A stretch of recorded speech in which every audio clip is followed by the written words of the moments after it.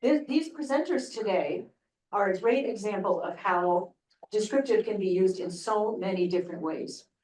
So Craig Webster is a registered electrical engineer at BR&I Consulting Engineers with 20 years experience.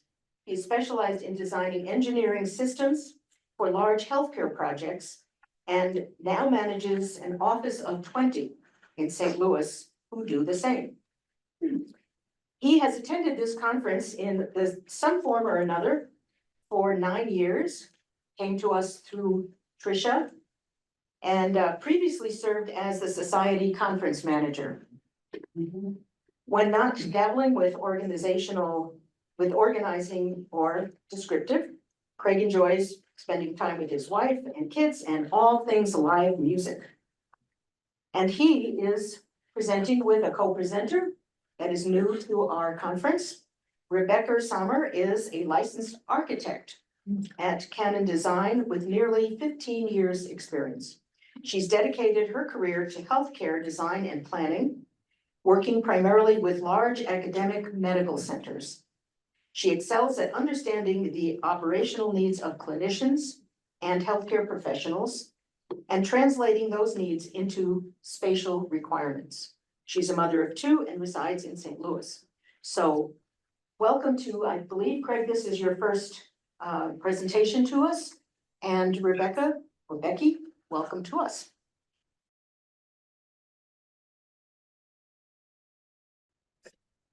All right, you guys see it? Yes. Yes. Okay. Yeah. Thank you. As Lori said, this is my I think 9th time attending this conference in some form or another. I think it was 8 years ago. I saw CJ Peak speak about advising a healthcare system as the descriptive psychologist in the room. And I really kind of got to thinking, hey, it's kind of what I'm doing. That's certainly more so what Becky's doing. Listening to all these people who use a hospital, nurses, doctors, patients who normally don't feel heard, and making sure that we as consultants let them know that we're listening, we hear them, and we tell them that what they're saying makes sense. But then we also help them understand how their needs can be better met by doing something different. Again, this is way more in line with Becky's work than mine, but certainly applies to mine as well. I first had the idea to present sometime last year. I had 3 separate topics that I reviewed with Charlie, and they all seem to have some merit, some value, both in the implementation of descriptive and the value to understand how this industry that I work in works, both for myself and actually also as a value to help the industry understand itself how it works. But I was kind of terminally overcommitted and I declined. Then somebody dropped out and Charlie asked again over the summer. And I thought about how I could retool a presentation that Becky and I had already done a couple of years ago at the Healthcare Facility Symposium. So I told Becky about STP and she agreed to do this with me. After all, I had agreed to do that conference with her. Many thanks to Charlie and CJ, who both met with us and helped us to understand how what we were doing kind of already was descriptive.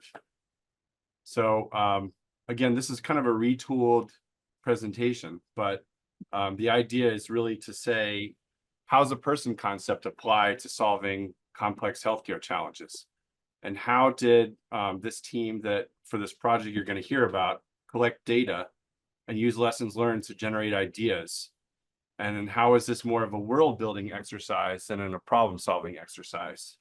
And then kind of understand how the different pieces really are different communities and how did they come together? And how did the procurement process for the project contribute to the success of that? And then how did our team evaluate and implement the outcome of the procedure? So I think we knew at the time that what we did here for this project was special and why and that's why we decided to go speak at another conference about it. Previously, we talked about how it was really the construction procurement process that allowed us to collaborate in a kind of innovative way, and certainly better than we otherwise would. But there's more to it than that, I'd say.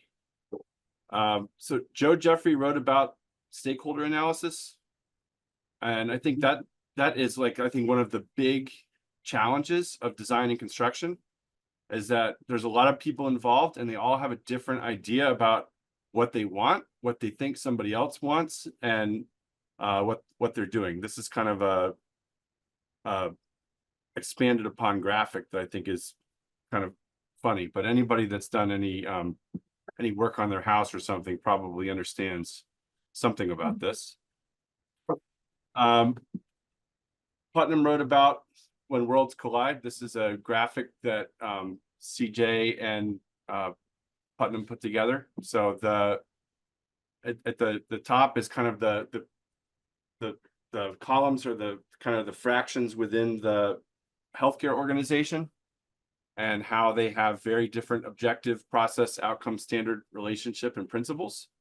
And so you have these kind of disparate goals, and how do you get them to work better together? So we took a shot at putting together a similar kind of chart between the owner, the designer, the builder, and the financer, who again have very different goals when they go about building a hospital project. And I think one of the things that really contributes to this lack of alignment and the problem is the way that construction projects are procured. So traditional process is you've got an owner of a building. Maybe that's the owner and the user, but it's the person that operates or will operate the building. They determine they have a need. They go out and find some funding, or they fundraise, or maybe they have a financial arm. So then that person, then the owner then goes and hires a designer, and then the designer hires a builder. The builder tries to blame the designer when something doesn't work quite right.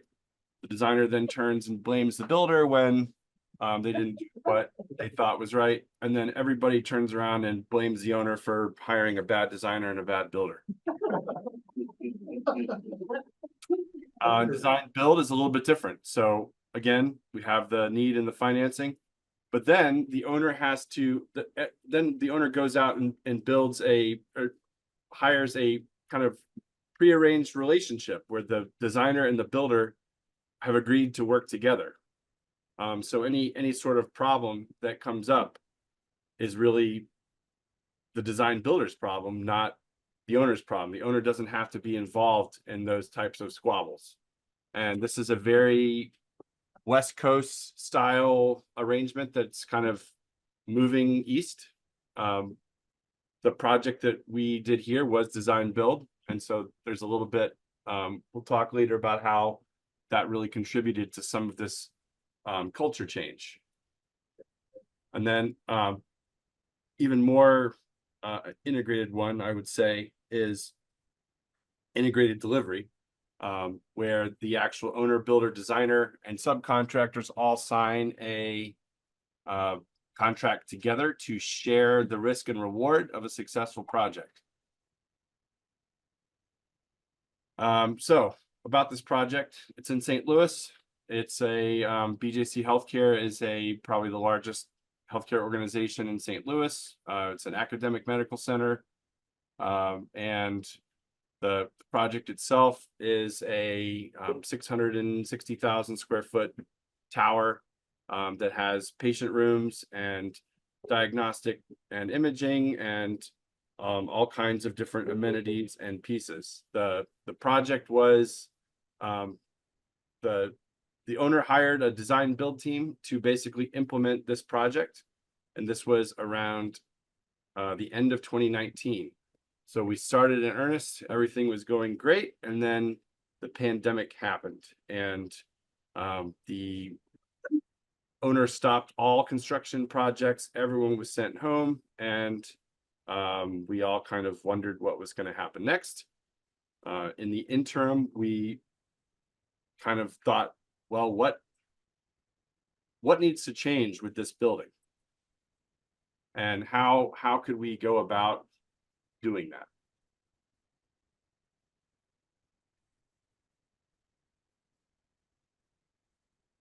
Great. So really here we had a pause in the project, and sort of a shared problem between all of us was, does the design of the building need to change based on kind of the circumstances in the world around us? Now that we know, pandemics can be real, they can have major impacts to health organizations.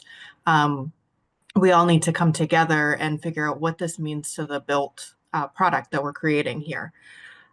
Through the experiences that everyone had been through, there was really a shared dissatisfaction with the status quo. And so we outlined some clear goals and kind of a shared vision of what it was that we were trying to solve. So identify any changes that needed to happen to the design as it stood, and outlining the performance criteria and what the functionality of the space needed to be, and then identify prescriptive solutions to meet the criteria. So that was really the shared goal that we all came around throughout this process.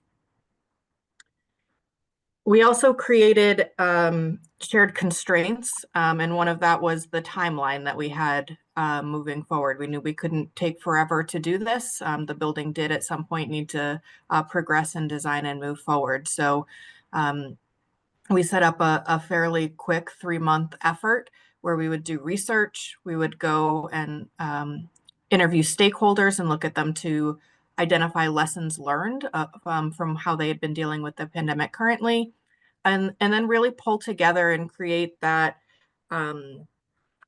world building and that shared vision through idea generation. And that's where we really started to pull together disparate groups of people who don't typically work together to try to come up with the best ideas to move forward. And then ultimately, we'll talk a little bit about how we distilled some of those ideas and came up with the final recommendation. So early in the process, was doing a lot of research, and this is where we talked with other academic medical centers, we reviewed literature, and then all of the kind of firms around the table. So from the architect, the engineers, and the builders, we all brought forward examples of how other clients were dealing with this. And I would say because of the unique circumstances, I think some barriers and walls were broken down in this research. I would say oftentimes academic medical centers aren't keen to share exactly what they're doing with one another because they are competitors.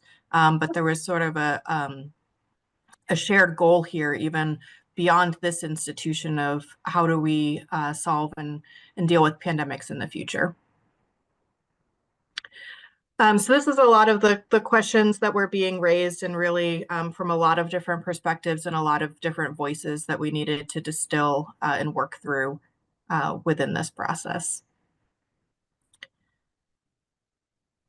So we summarized the research. I think the findings of it aren't as relevant here, but it gave us a baseline to then move forward into some of our other efforts that we did throughout the process. So then we moved into lessons learned, and this was really looking at the institution itself. So BJC Healthcare in St. Louis has 10 different facility locations. So we interviewed and collected data from all of them to see how they were responding to the pandemic. We synthesized that data, and then we pulled together focus groups to start to review and ask questions. And similar to how Craig was describing, the owner, the builder, and the architect often point fingers at one another, and it was unique for us to come together as those three. It's also unique that clinicians, people from plant operations and facilities of a hospital also come to the table together. So we identified key themes. So really looking at changes that were needed to patient room design, staff spaces, public spaces, and then some of the engineering systems all throughout the surveys and lessons learned process. So looking at this, how the design build collaboration really played into this effort. So focusing on these last two phases of idea generation and recommendation. And this is really where we were creating that shared vision that could lead to change. We had, prior going into this, that shared dissatisfaction with the status quo. And so this was really coming up with how could we implement change moving forward. So throughout this process, we got a lot of different ideas. And so we started to group and categorize those ideas as we went forward, and really started to come up with different themes that we needed to address as we looked at the design of the building and how it may need to change for the future. So the ability to deal with surge capacity, issues with negative pressure and exhaust, observing the patient, some environmental factors, and then technology in the rooms.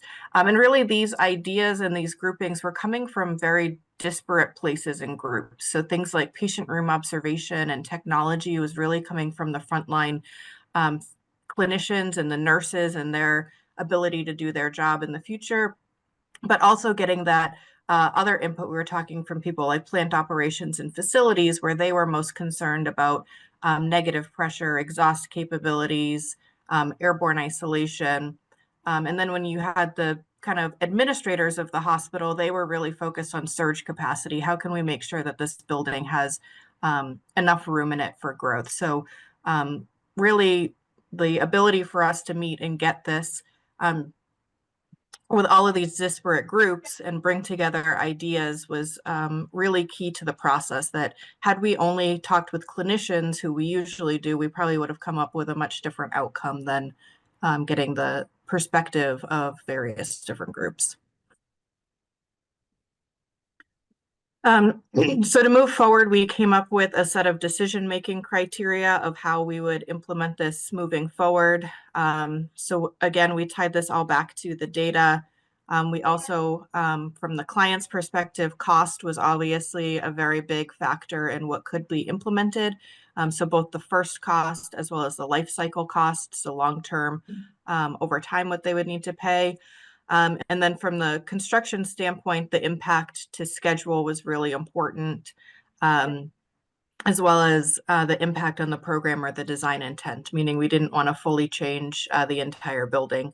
And then really from the client's perspective, they were also looking for something with flexibility, knowing that there's a lot of unknowns with the future.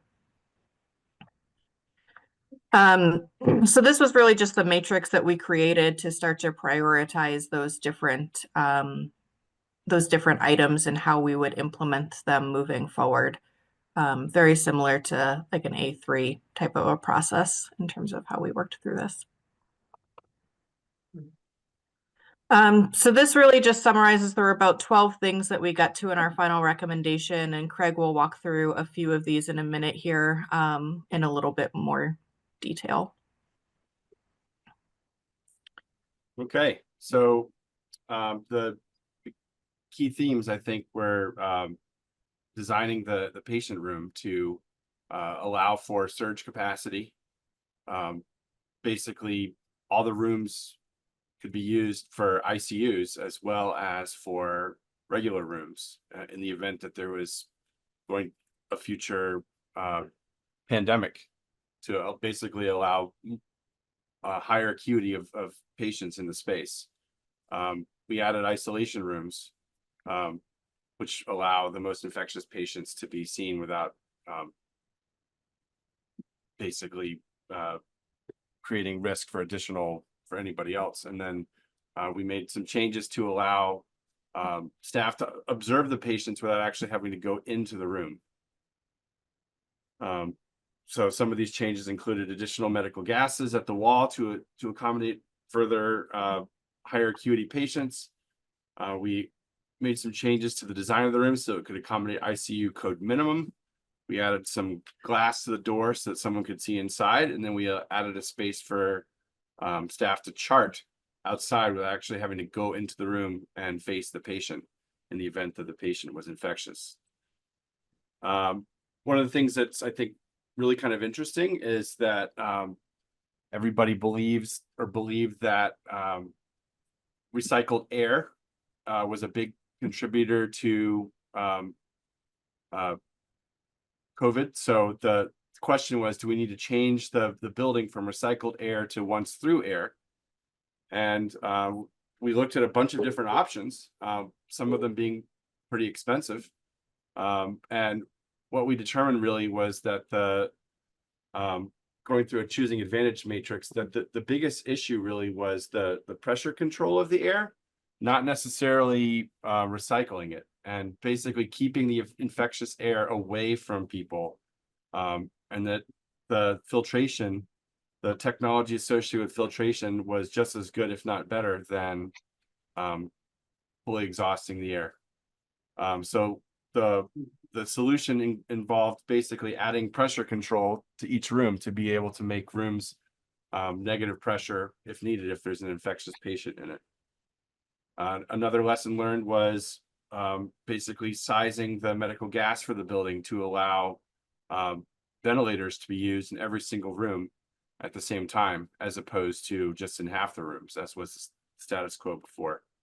And then there was some technologies that were deployed basically that could eliminate some viruses and hazards in the space when it was not occupied, using lighting.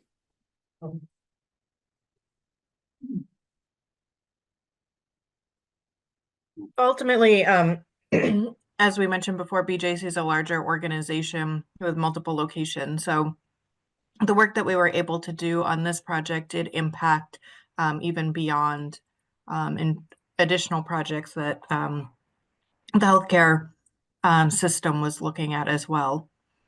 So they are a very kind of data-driven organization. And so every time they do a building project, they do some post-occupancy evaluation, see what's working, see what's not working, and then improve upon it. So you can see just the design of the patient room here over about the past 10 years through different construction projects. They've iterated on that. I mean, really, this process that we did here, the changes we made to the patient room were one more iteration and is now their new standard that they use throughout other facilities. So this is another hospital they were building in the suburbs of St. Louis, and they implemented the same changes that we identified throughout this planning process. Yeah, go ahead, Craig. A picture of the project in early construction a couple years ago, and then this is a picture I took on Thursday. So about a year left to go, almost done. And that's what we got. So if you stop sharing now, we'll be able to see all the people asking questions. Okay.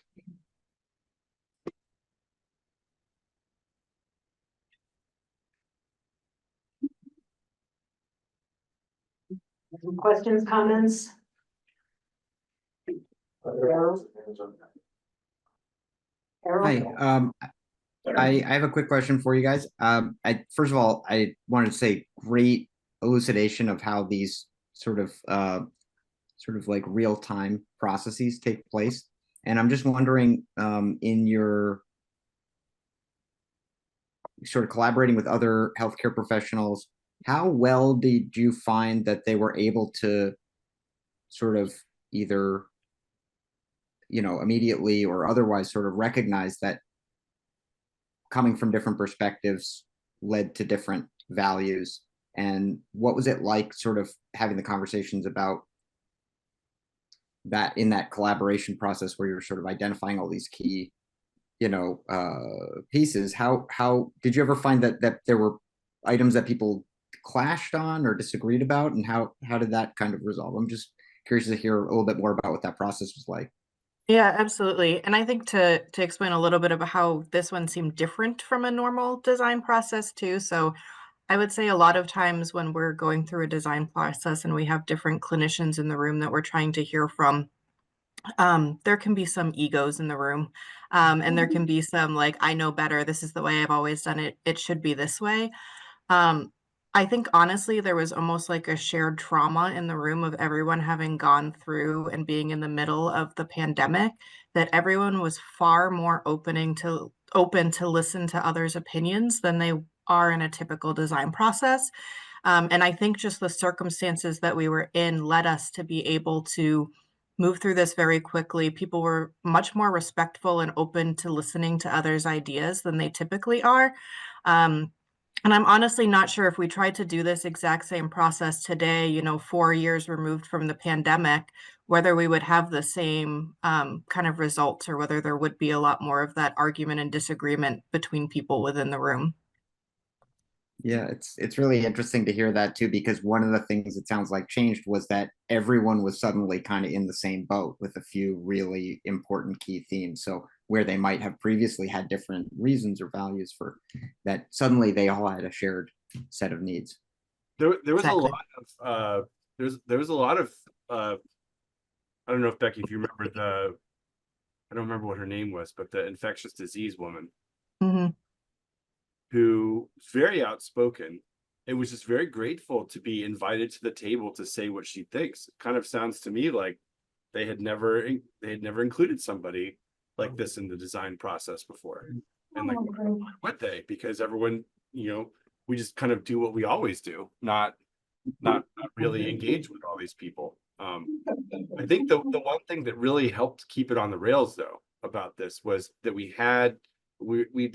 defined a set guardrail.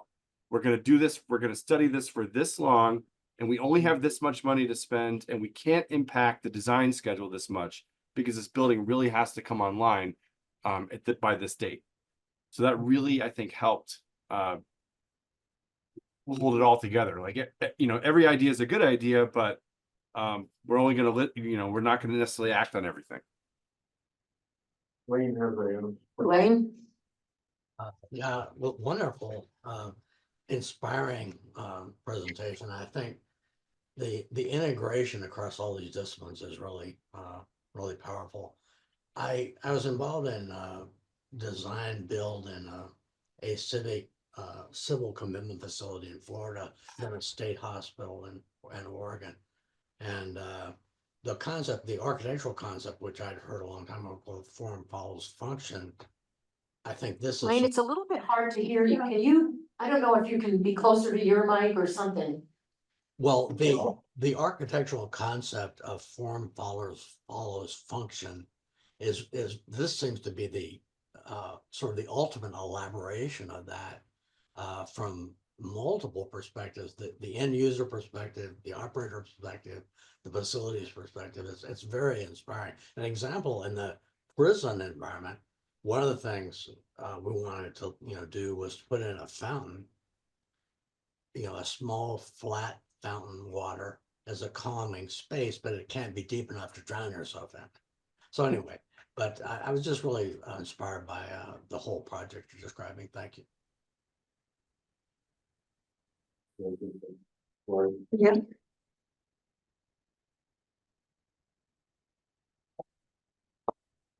I just want to say thanks, that was beautiful. A beautiful example of the power and effectiveness and then the payoff of a well-done stakeholder analysis. In particular, one that takes into account the different worlds. I was really struck by the fact that you had plant ops and clinicians in there, people from radically different worlds, and obviously all crucial. And so often, having come from a software background myself, it isn't done that way. You talk to the one group, and those poor schnooks who are on the outside, they find out about what they're faced with when it's all done. And I was really impressed. It was really great. And I want to mention something that that struck me, a whole different thing, which was you had so many ideas. And the way that you organize them into different categories, and then that makes them workable. And that was great. And I think that really made a huge difference in moving along as well. Around here, trying to avoid all these fires. Congratulations, that was really impressive, and I hope we'll never need it if we get to St. Louis, but really, really wonderful. I'm curious if anyone brought up, you know, pets, having pets come in, and even if that's even a possibility, but just curious about that. Animals. Yeah, it didn't come up during this process in particular, but I have had, I would say more recently in other healthcare organizations, that is a common conversation. Specific, yeah, they do it a lot of pediatric hospitals. Mhm. Yeah. CJ has his hand up. Okay, CJ? Hey, Becky and Craig, this is a great example of building a shared world and actually a building in which they'll also live together later. And it's interesting. I also saw that the pandemic strongly facilitated cooperation and ego control.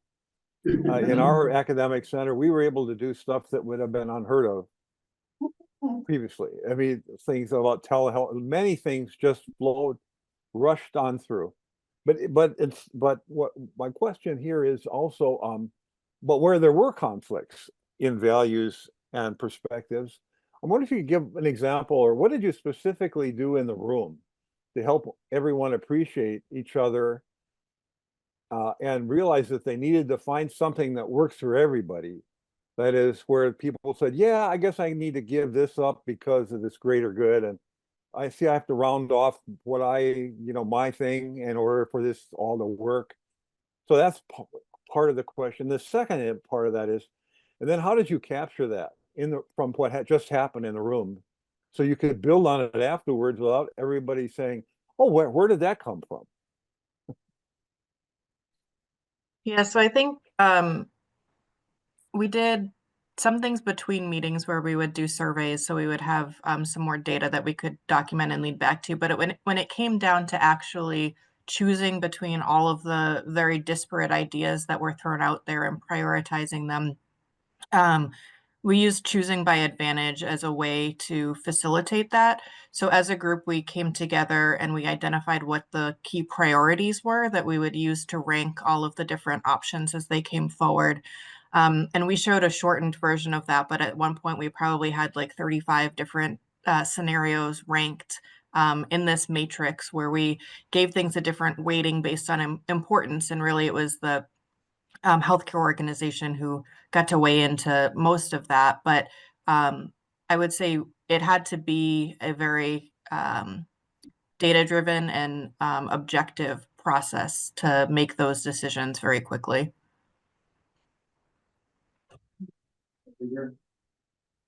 Yeah, thanks. That's helpful. I think there's so much craftsmanship underneath ideas like this. It's like how you actually navigate, day to day with people. And I see what you did with that tool. Thank you.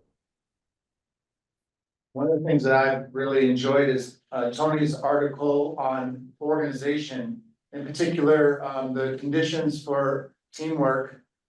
And he talked about interdependence. It has to be a real team in which the success of one individual's efforts depends substantially on the efforts of team members. Communication, team members have to keep each other informed. Negotiation, as differences rises, the team settles them primarily among themselves with negotiation. And leadership, this is required for the individual efforts of the team members to amount to an overall effort. And I wonder if you could talk about those conditions as they may have shown up as you were negotiating, these shared values and ultimately getting to a satisfying result. I could take that one. I think what really helped, I think just prior to this happening, we had gone through this, we had to compete, I would say, as a design build team. And the architect and the engineer and the contractor all kind of got together and created this like shared vision for how we were going to work together and why you should select us more, but instead of our competitor. And it was, then we, the pandemic happened and we really had to put our money where our mouth was on that. And so I think what really was helpful was we all had a skill set, and we respected the other person's skill set. And so while I didn't necessarily like agree that some of the items that we had like proposed, like, how is that really going to cost $20 million? Or how is that really going to delay construction by an additional 9 months? But I mean, we had agreed to come together and work together and respect each other and trust each other. And then we were all of a sudden like, now, I mean, I guess we better do it, because what other choice do we have? And it was really enlightening, I'd say. And I've worked on a few projects since then. I know Becky has too. I'd be curious actually what Becky has to say about this, but I haven't been able to repeat the same level of trust and transparency between the owner and the other members of the design team and the contractors as I have on this project. And I would even say, these projects are very long. They go on for, 6 to 10 years sometimes, depending upon how large they are. And there's turnover. And, the people that come in to do this piece of construction don't know what we did and how we worked together 4 years ago. And it's not the same culture, and it's not the same world that we've built. And it's kind of a shame, but my goal is how do we reproduce this and make it so every project feels like this? We need another pandemic. Well, if I may, one thought that occurred to me as you were speaking just a moment ago was that one thing that really seemed to tie people together was that there was a clear outcome in mind. That like wherever you're coming from, sort of like all of these different sort of reasons all kind of funnel into, okay, I want to be able to execute this sort of a intervention at the end of the day and have a success that looks like this. And just the fact that there was sort of a shared goal really seems to have been something that during the pandemic, sort of like the environment provided, where the shared goal is we want to prevent as many, fatal outcomes and, prevent, transmission of this illness. And we're clearly all focused on this one particular kind of shared environmental thing. I think one of the challenges that you kind of get into when you go back to sort of post-pandemic life is that it can start to feel like, oh, well, we want to do this for this population. We want to do that for this population. And so maybe also just kind of thinking about the definition of success, kind of like Wynn had been saying yesterday, I think it was, that success can have different kind of meanings. And so having a sense of what that looks like in a way that's pretty coherently the same for as many, types of situations as possible. Laura? Yeah. You want us to quick? Yeah. Yeah, I just want to welcome Greg and Rebecca as presenters on behalf of my late husband, all of whose degrees were in electrical engineering. And yet he became a frequent contributor to the body of knowledge and also as presenters. So keep coming back. Walter. Walter? Yeah. I wanted to comment that when CJ asked you, so like, how did you implement this in the room? How did you get these people to see each other's point of view and to enact it all? What Becky brought up is that they conducted surveys in between meetings. Sense was very much looking at ourselves as having the most clever insight into things, but rather your stance was looking at trying to get information, being good observers, and not taking yourself overly seriously. And with a nice Midwestern quality.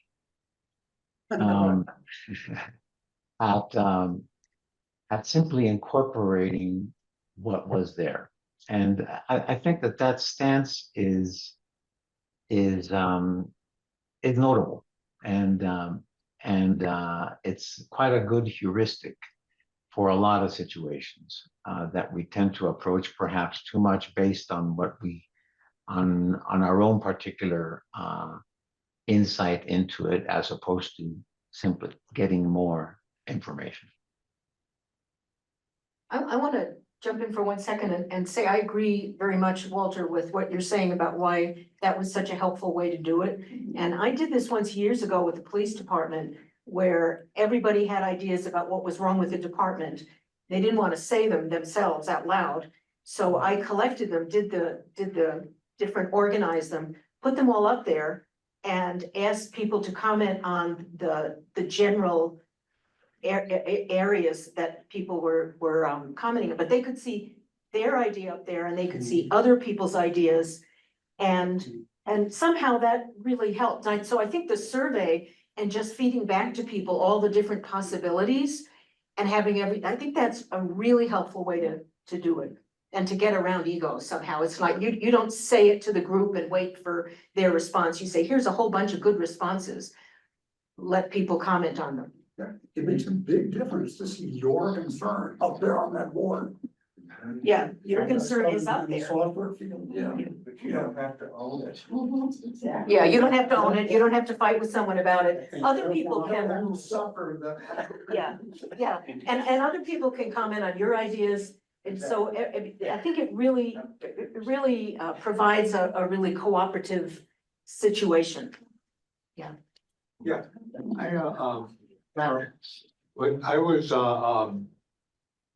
focused on the resistance, and like my son started with a big engineering firm as an engineer a couple of years ago, and they have their way of organizing, and to have something to come in like another system on top of the engineering plans and design and build, there would be some pushback. And I'm just wondering how they were able to overcome that and keep that moving forward and saying, yeah, we recognize it and we're going to address that, like you're saying, and then move forward with more of that cooperation and energy. Yeah, I think one of the things that really helped in that process was the teamwork and all of us being at the table together. So, Craig and I and other engineers and even our construction partners were all in the room hearing the same message from the various clinicians, plant operations, all of the groups that we were meeting with. And that's a little bit atypical. Usually, at least the contractor is not in the room. And it'll usually be maybe one representative from all of engineering. And it's sort of the architect or the medical planner who listens to the clinicians, translates it into space, and then tells the engineers sort of like, this is what we have to work with. Can you make it work? And so this was a lot more collaborative with everybody around the table, that as ideas were coming up real time, we could weigh in from an architect's perspective of what could work. Engineering could weigh in with like, hey, this could be a little bit better if we tweaked it this way. And the contractor could say that could be really difficult to build, or that'll delay the schedule. Maybe if we think about tweaking this. And so it was much more real-time collaboration and less kind of just passing the message down the line of what needs to be done. I think that there's a history of, particularly with some of the plant ops and facilities people, of just not being asked and not being heard, and like being just opinion doesn't matter. Now, did we implement every single person's idea? No, we didn't. We had like certain constraints, and we had certain things that were good ideas and couldn't happen, and certain things that were bad ideas and certainly didn't happen. And but everyone kind of felt empowered to be there because they we're told that their idea matters and we all want to hear it.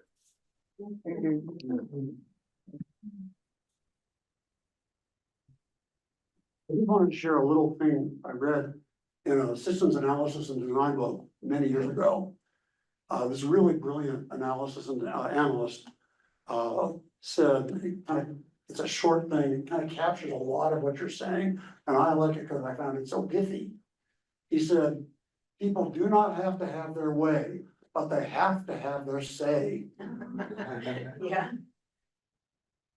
CJ. I love So, that. Just to know you've been heard, even if you're not agreed with. Or CJ. CJ. So this is building on what Carolyn said about welcoming electrical engineers, and I might add architects. I was just going to say, I think your adaptation of the multiple worlds grid, you know, you picked up on the 3 worlds, which I got from Pony's organizations paper, but if your adaptation of that, I think if you refine that in your field, like you were started there, where people can suddenly see the differences between each other's, you know, worlds and language, and how to navigate their multiple worlds and not try to subordinate to each other. I think if you really refine that and get it where people really say, oh yeah, that's it. That could be a real contribution to your field. I don't, you know, probably that kind of thing probably doesn't live much in your field, but this is a great application of descriptive. And then the idea is that this reconciling of disparate worlds is what you did around the table in the room, like what Becky said. I mean, I think this would be a real contribution to the state of the art in your field.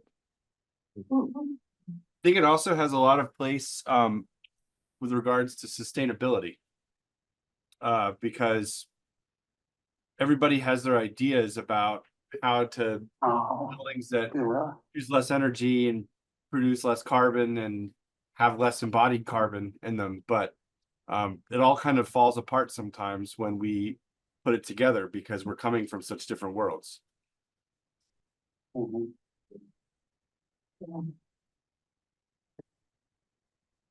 Hey, do we have anything else in the room here or anything else people want to ring in on online?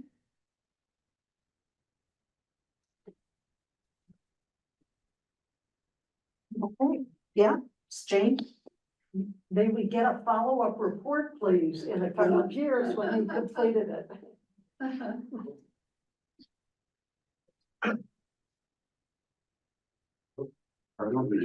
Yeah, did you, Craig and Becky, Jane is asking, maybe get a follow-up report at some point. Oh, yes, definitely.